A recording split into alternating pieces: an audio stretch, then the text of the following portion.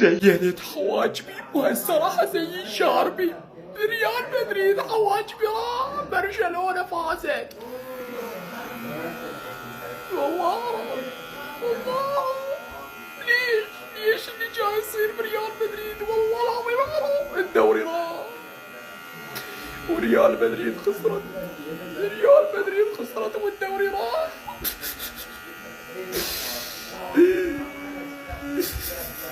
حرام اللي جاي يصير بريال مدريد. الدوري راح، شواربي راح، حواجبي راح.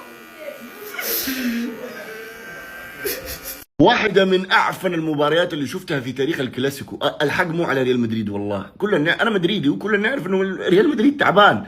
الحق على برشلونة اللي ما سطرهم 15 عشان يتربوا أكثر.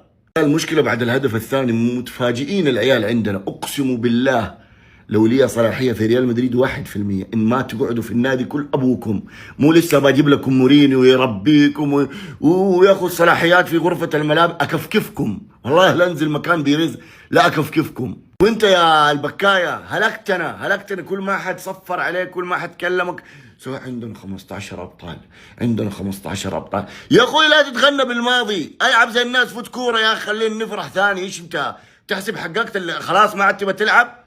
عم ادلف. انا كيف انتوا ايش في؟ انا عمري ما شفت تيبو كورتو كذا متشعلق. ايش سويت فيه يا راشفورد؟ حسبي الله ونعم. ايش فيه؟ ايش بو كذا متشقلب الرجال؟ اضغط اضافه يا حب، اضغط اضافه، الله يضيف حسناتك. ما يكفي متلطم في الملعب كمان ما تضيفني؟ ضيفني يا حب.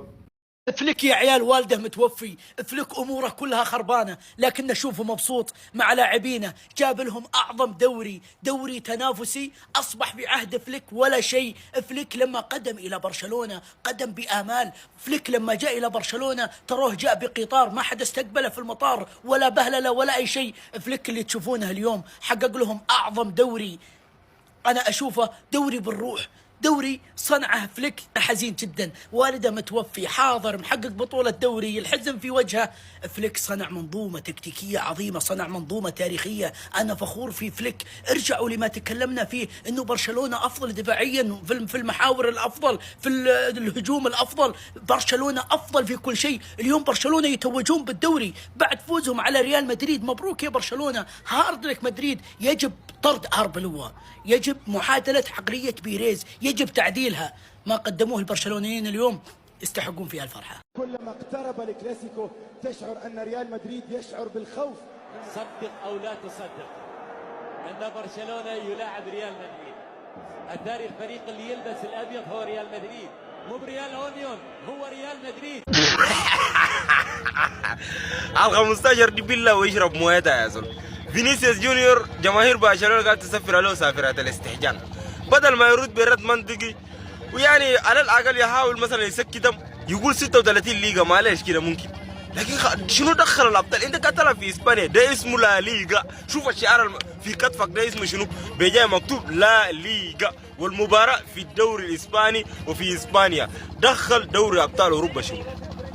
عشان تعرفوا اغلبيه اطفال، والله لازم اغلبيه اطفال. راسه زور راسه مقفل مخاخيد، رجوع افريقيا هنا خليه يرجع اهله للكونغوليين دول ولا يرجع كاميرون هنا. وانا ما الومك لانه جريت تزين دقيقه على الفادي ساي، مش تزين دقيقه، سنه كامله جاري على الفادي ساي، تعب وارق.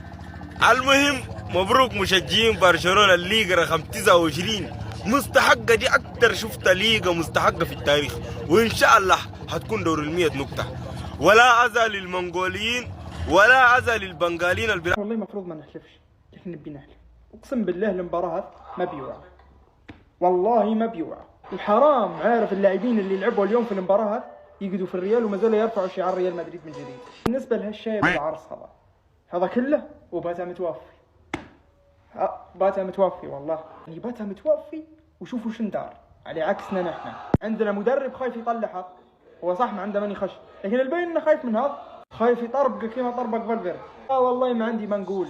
برشلونه حقق الدوري 29 والريال عنده 36. تبي لك كان نحكي لك مو منفذت الحكم، هو الحكم كلني نحلق شعري سلم عينه.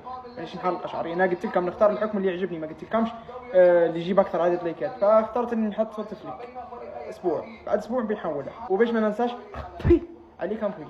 بشكل رسمي يا اخوان برشلونة بطل الدوري الاسباني لهذا العام على حساب نادي ريال مدريد امام اعين لاعبين ريال مدريد اللي من كثر سوءهم في الملعب اليوم لاول مرة اشوف برشلونة رحيم بالريال. هذه ثاني مرة في تاريخ الدوري الاسباني يا اخوان ينحسم الدوري الاسباني في الكلاسيكو. المرة الاخيرة كانت في عام 1931 من ريال مدريد. اليوم برشلونة يرجعها بعد كل السنوات هذه 100 سنة تقريبا. الف مبروك لجمهور برشلونة وهارد لك لجمهور الريال. الله يعوضكم في فريقكم. فولو لايك يا اخوان. السلام عليكم. بين الارقام كلكم تعالوا هنا. فاول راشفورد على ريال مدريد في الكلاسيكو هو فاول الاول من 2012 يا جماعه، من 2012 من ساعه ما ميسي هو اخر لاعب ساعتها كان مسجل هدف في الكلاسيكو من فاول.